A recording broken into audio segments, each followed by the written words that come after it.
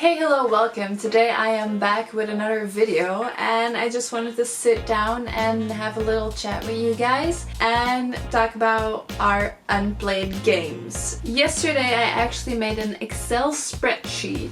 I have the name of the game, any expansions, and the main mechanism that I connect with those games on my spreadsheets. And I say spreadsheets because at the bottom I actually have them ordered in 2-person, 3-person, 4-person, all the way up to 12-person. So because that is the maximum player count of any of my games. So I just looked at all my games, obviously this wall of games behind me, and I just wrote down the name, the expansion, and the main mechanism for me. Now this can be different for other people, but it's just what I see the games as, I guess. And then I went in and highlighted every game or expansion that we have not played yet, which would make it easier for me. For instance, when people come over, firstly I can just look into the spreadsheet, see like, oh, we're having a party with 5 people. Okay, I'm gonna look into my 5 people list, which is a lot. 5 and 4 players is the most that we have, and I can be like, I want to play an unplayed game, so I'm gonna maybe go for Imaginarium. That could be an option. Or I could say, we haven't played Court of the Dead yet, let's go with that one. Because I'm actually gonna go through my unplayed games. I'm gonna start with my 2-player games. We actually have Seven Wonders Duel, but we have not played the Pantheon expansion, so that is one that we still need to play. We also have the Kickstarter Zollywood. We also did not play the expansion yet. And then we have Ascension Return of the Fallen and Ascension Immortal Heroes. Those played separate are only 2 players. And then we also have Crazy Taco, which are all unplayed. Obviously there's more on here, as you can see, but it's just what is highlighted in yellow that is unplayed. Then we have, for 3 players, Rave Run is the only one that we haven't played yet. Then up next is the 4 players. We have Sugar Gliders. We have Cacao with both of the Chocolato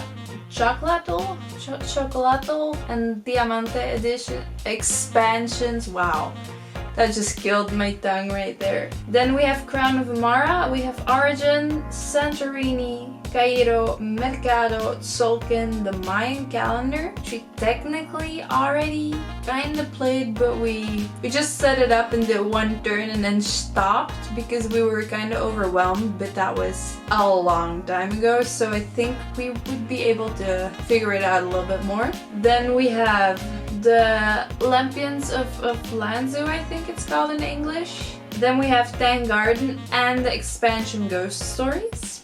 Then we have the expansion for Quacks of Quedlinburg, the Alchemists. We also have the Herb Witches, but I put that with 5 players because with that expansion you can also play with 5 players. So I put Quacks here with the 4-player with this expansion, and then with the 5-player I also put Quacks, but then with the other expansion. I also did the same with Pandemic, but I'll get to that in a second.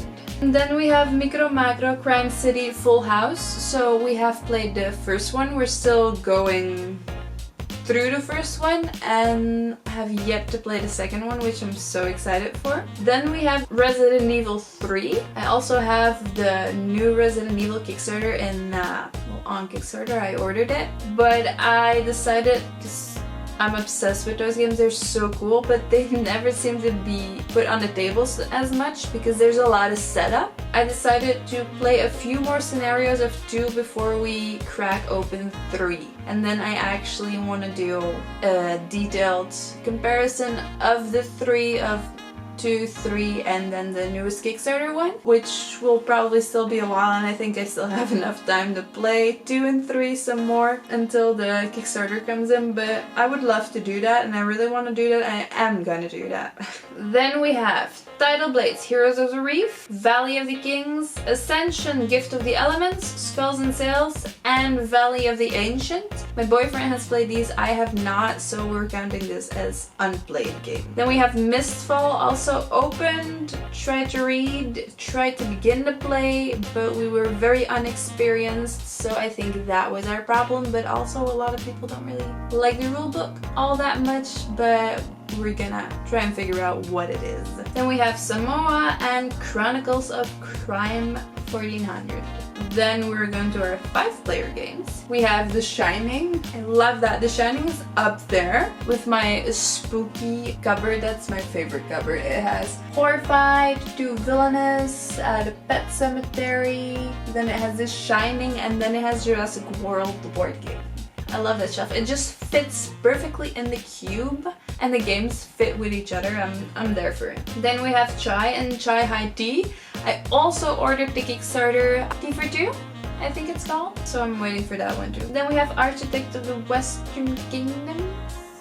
Is that how it's called in English? I have my Dutch names here because, well, I'm from Belgium. We write the Dutch names because our games that are readily available are the Dutch games, so that's why I'm sometimes a little bit wonky on the names, but you'll probably know what I'm talking about. Then we have Pandemic. We have played Pandemic, but not On the Brink, which is a new expansion that we bought. We also bought In the Lab, and here I did the exact same thing as Quacks of Quedlinburg. So Pandemic On the Brink is with 5 players, and In the Lab, which is also only playable with the On the Brink expansion, but In the Lab adds another player, so you can play that with 6. So I put Pandemic, In the Lab on the next page. It's kind of complicated, but it's also really normal for me. In conclusion, Pandemic is on here. We have played Pandemic, but not On the Brink or In the Lab expansions.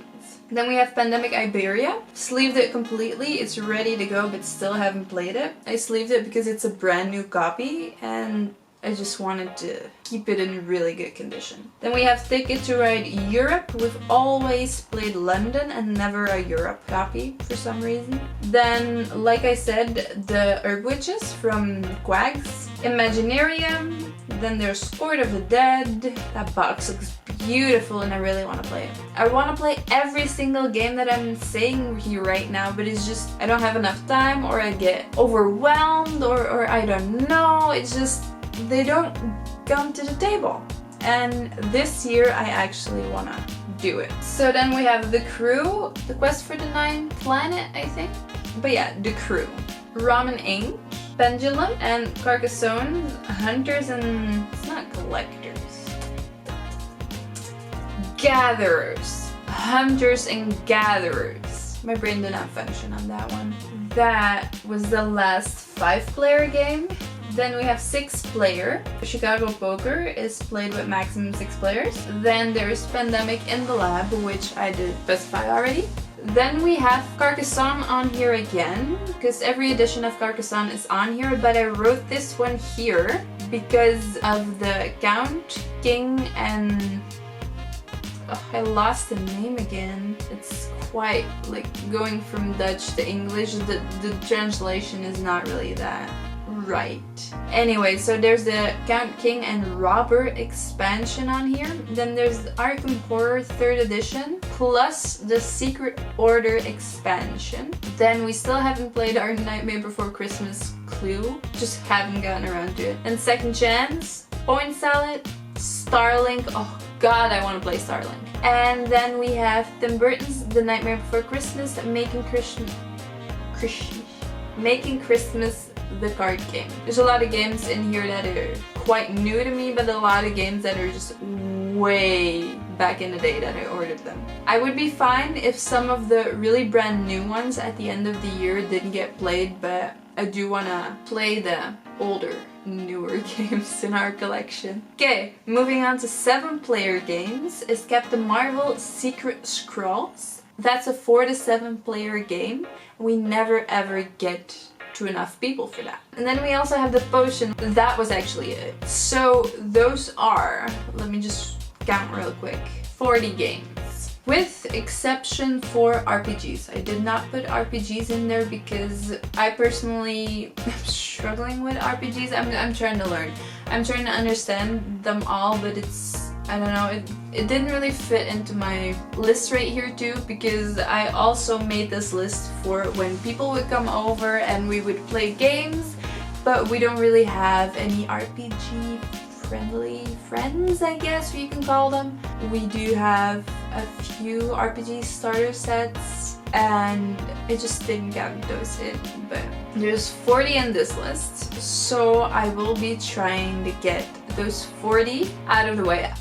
In essence, what I want to try and succeed in is end 2022 with 0 unplayed games, and I feel like I should be making some progress videos about this, or if you want to see more about my list or how I keep track of everything, because I do have the board game stats app, the popular one, but it's really good to track what we played, which date we played it, but to collect my games on there is a bit too confusing for me, so I just decided to make an Excel spreadsheet. Yeah, it's just easier for me. The maximum player count is down there. I can just go check what we can play. If we're going to a party, I can just say, oh, that many people, I'm grabbing these games.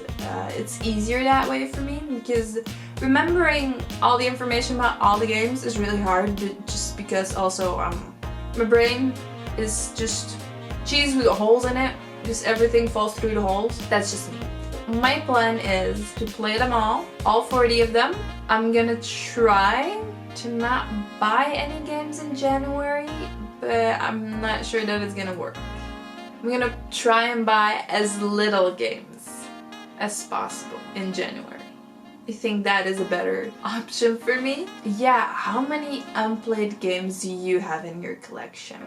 I feel like last time we counted we had like 189 games. I did get rid of a few, so let's just say that maybe I'm at 180. I'm at 180 games. From 180 games, 40 is not that much to me, 40 unplayed games. And knowing the reasoning behind some of my unplayed games for me is also, it feels more fine to have that much unplayed games, just because we've never really felt ready to play certain games. And I think that we're growing. I think we're getting into it. I think we're doing a good job with learning everything and just taking chances, making a challenge for ourselves. Let me know down in the comments, what is your plan of attack for this year, for your unplayed games, for your shelf of opportunity, shelf of shame, however you want to call it. Let me know what you are planning to do, how many you have, which ones you have. Do you have any of the same ones that I have? Just let me know anything about your unplayed games. I'm dying to know. This was kind of a rambly video. I hope you enjoyed this video, and I will be trying to post updates on everything, and on Instagram, on YouTube, I'll see what I do. Maybe halfway through the year I'll do an update, maybe see if this system, because I just made this system, see if this spreadsheet is working for me. Yeah, I think that would be a good idea. But I want to thank you all so much for watching, and I hope to see you in the next video.